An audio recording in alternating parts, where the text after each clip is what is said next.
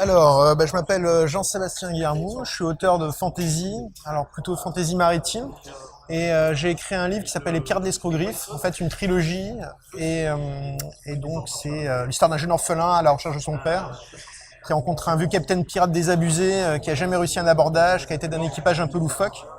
Et donc, j'écris Les Pirates d'Escogriffe, c'est mon premier roman. J'ai eu la chance de pas mal voyager. J'ai été étudiant en archéologie. J'étais sur pas mal de sites archéologiques, un site pas loin de Petra en Jordanie. J'ai bossé sur des sites nabatéens. J'ai aussi travaillé sur des sites près de Carthage, sur tout ce qui était lié à l'Empire romain. Et puis j'ai eu la chance aussi de voyager en tant qu'adulte avec un ami. On a été 3 fois au Japon. Le Japon, c'est vraiment un pays qui m'a toujours passionné. Et donc voilà, beaucoup de voyages au fil des ans. Est-ce que vous pouvez nous expliquer un petit peu votre passion pour les mondes imaginaires en règle générale?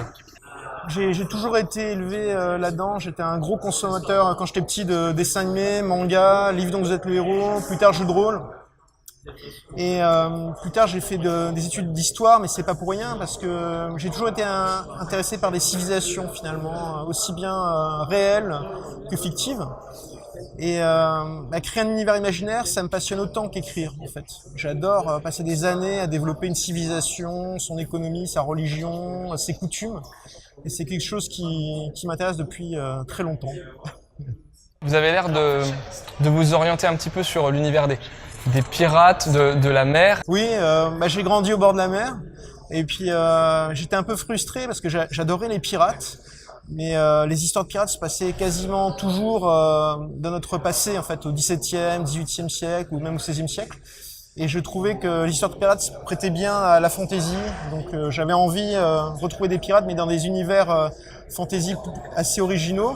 Et en même temps, moi qui étais fan de Tolkien, j'adore ces univers-là avec des elfes et des nains, mais je voulais partir sur autre chose. Et donc mélanger mes deux passions, la fantaisie et les pirates, et partir sur toute autre chose. Voilà. Je suis très content de mon tome 2, donc Les Feux de Mortifice.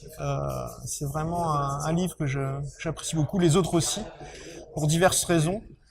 Mais voilà, je pense que c'est vraiment le tome le plus réussi. D'ailleurs, quand j'ai les retours de mes lecteurs, souvent, j'ai des lecteurs qui me disent qu'ils aiment énormément ce tome 2.